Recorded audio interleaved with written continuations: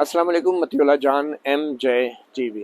بہت کم لوگ یہ جانتے ہوں گے کہ سابق وزیر اعظم عمران خان کی جو توشہ خانہ کے حوالے سے جو سکینڈل سامنے آیا تھا اس کے پیچھے کون سا ادارہ تھا۔ جی ہاں، وہ والا ادارہ نہیں بلکہ عوام کا ایک ادارہ، ایک قانون کے تحت بنایا گیا ادارہ، اور اس ادارے کا نام ہے پاکستان انفارمیشن کمیشن، جو کہ ایک سٹیچوٹری باڈی ہے جس میں 3 کمشنر ہوتے ہیں۔ 4 سال سے جو 3 انفارمیشن کمیشن تھے انہوں نے انتہائی محنت سے کام کیا اور بڑے بڑے اداروں کے اندر سے بڑی بڑی معلومات جو کہ عوام کا جاننا حق تھا اس کے حوالے سے احکامات جاری کیے اور پھر وہ معلومات عوام تک پہنچی۔ اس کا سب سے زیادہ فائدہ صحافیوں نے اٹھایا تھا۔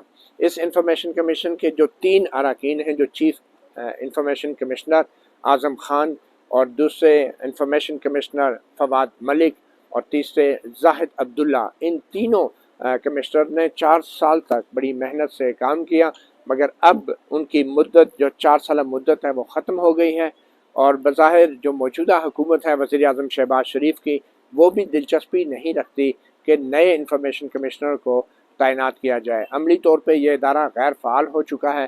اس ادارے کے سامنے درجنوں شہریوں کی ایسی درخواستیں جو ہیں اب زیر التوا ہیں، ان کا کوئی مستقبل نہیں کہ جن میں مختلف اداروں سے عوامی جو معلومات ہیں ان تک رسائی کی استدعا کی گئی تھی۔ میرے ساتھ موجود ہے ایمان مزاری۔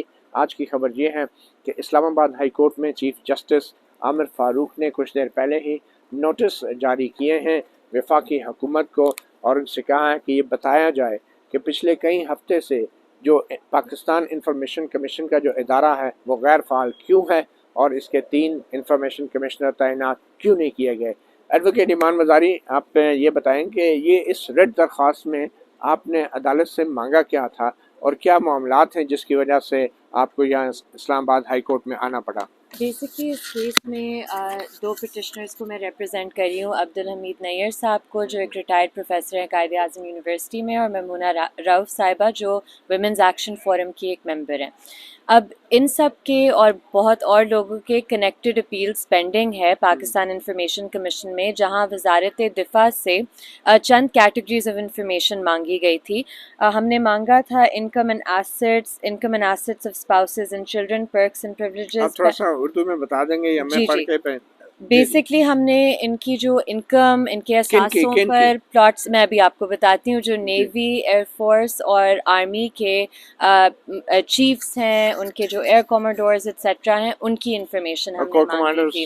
جی، یہ انفارمیشن ہم نے مانگی تھی ان سے۔ کیا انفارمیشن ہے؟ یہ پہلے تو انکم اور ایسٹس ان کے، ان یعنی کے آمدن اور اثاثے۔ اثاثے، دوسرا ہم نے ان کے بچوں اور اسپاؤسز کے انکم اور اثاثے، تیسرا ان کے جو پرکس اینڈ پریولیجز ہیں، اور چوتھا جو ان کے پینشن اور پوسٹ ریٹائرمنٹ بینیفٹس ہیں، اور ان کا جو انکم ٹیکس ہے فار فائنینشیل ایئرز 2018-19 تک اور 2019-20 تک۔ اور آخر میں ہم نے ان سے یہ انفارمیشن مانگی تھی کہ کوئی بھی پلاٹس اگر انہیں ملے ہیں کسی بھی گورنمنٹ ایڈمنسٹریڈ اسکیم میں یا کسی اور اس طرح کی اسکیم میں، ٹھیک ہے، تو یہ کیٹیگریز آف مگر یہ تو انفارمیشن مانگی وزارت گئی۔ دفاع ایک ادارہ ہے نا جس کے بارے میں آپ نے معلومات مانگی جی ہیں، اور بہت سے تمام اداروں کے بارے میں درخواستیں زیر سماعت تھیں ابھی جی جی، کمیشن کے بالکل سامنے۔ بالکل، بہت سی انفارمیشن کی جو اپیلز ہیں وہ ادھر پینڈنگ ہے۔ اس میں ججز سے بھی ہم نے یہی معلومات مانگی تھی، ٹھیک ہے، وہ بھی ڈیسائیڈ ہو گئی تھیں، لیکن اب بہت سی اور اپیلز بھی پینڈنگ ہیں۔ اور آپ دیکھیں گے جو انہوں نے اسٹیٹسٹکس ریلیز کیے تھے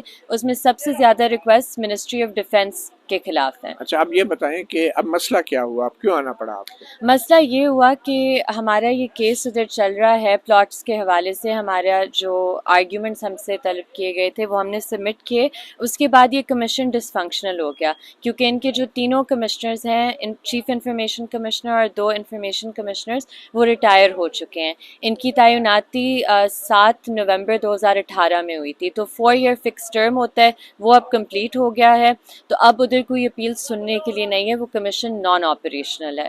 اچھا، تو یہ اب لوگ وہاں پہ درخواستیں اگر جمع کراتے بھی ہیں تو ایک قانونی ادارہ ہے پاکستان انفارمیشن کمیشن، اور یہ صرف وفاق کی حد تک ہے، صوبوں میں الگ سے بنائے گئے ہوتے ہیں، تو وفاق کی حد تک وفاقی اداروں کے حوالے سے اس کا غیر فعال ہونا، آپ سمجھتے ہیں اس کے پیچھے وزیر اعظم شہباز شریف کی حکومت کی کوئی مصلحت ہے؟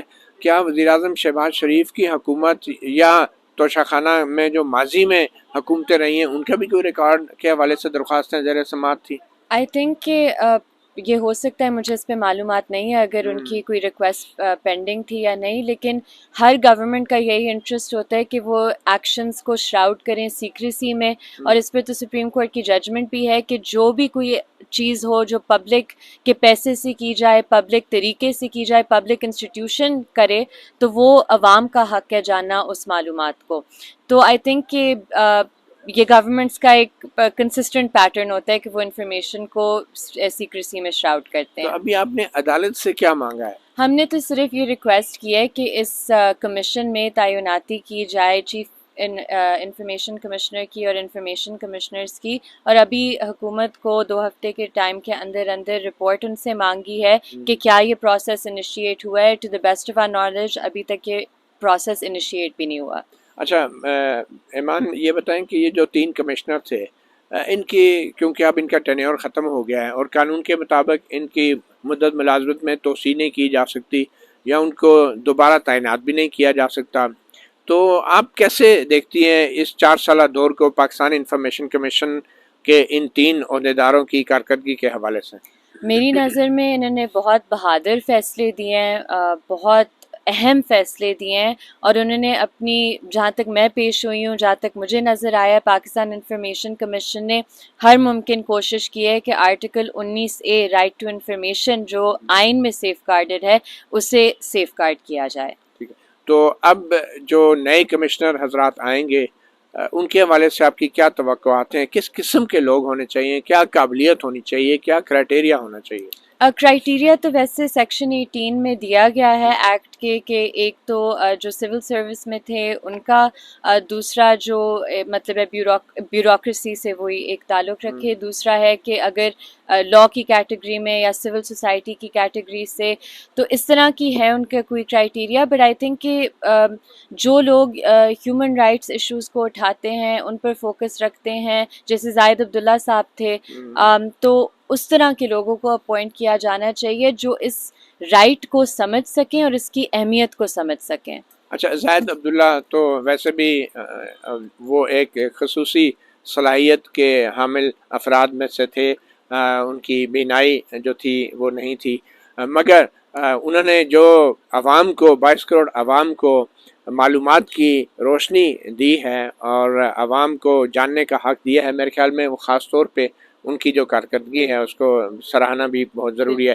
ایڈوکیٹ ایمان مزاری، بہت شکریہ آپ کا. ایک بار پھر آپ کو بتاتے چلیں، اسلام آباد ہائی کورٹ نے 2 ہفتے کے اندر وفاقی حکومت سے جواب مانگا ہے کہ پاکستان انفارمیشن کمیشن جو کہ قانون کے تحت بنایا گیا ایک ادارہ ہے، اس کے جو 3 بڑے عہدیدار ہیں، چیف کمشنر اور 2 کمشنر حضرات، ان کے اسامیاں خالی کیوں ہیں. پچھلے کئی ہفتے سے جو موجودہ حکومت ہے وہ پاکستان انفارمیشن کمیشن کے ان 3 عہدوں پر تعیناتیاں کرنے میں ناکام ہوئی ہے. اور آپ کو یاد دلاتے چلیں کہ یہ وہ ادارہ ہے جس کے سامنے شہریوں نے درخواستیں دی تھی اور ان درخواستوں کے اوپر پاکستان انفارمیشن کمیشن نے فیصلہ دیا تھا، جس کے بعد جو حکومت وقت کے جو توشہ خانہ ہے، جو سابق وزیر اعظم عمران خان کا دور تھا، جب یہ فیصلہ آیا پاکستان انفارمیشن کمیشن سے کہ جو وزیر اعظم عمران خان کی حکومت ہے وہ توشہ خانہ کے حوالے سے معلومات دے، اور اس وقت عمران خان کی حکومت نے مخالفت کی.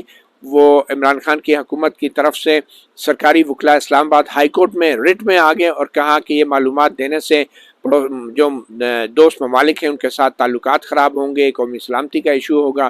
مگر پھر اس حکومت تبدیل ہو گئی اور موجودہ حکومت آ گئی، اور پھر موجودہ حکومت نے وہ تمام معلومات جو ہیں وہ پبلک کر دی ہیں.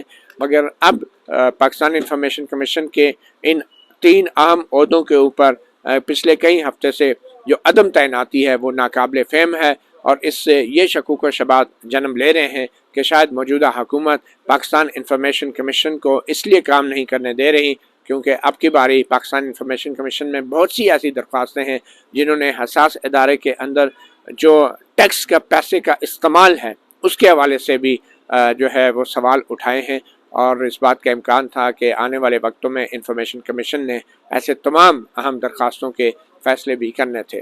مطیع اللہ جان، MJ TV سے اتنا اجازت دیجیے. اللہ حافظ.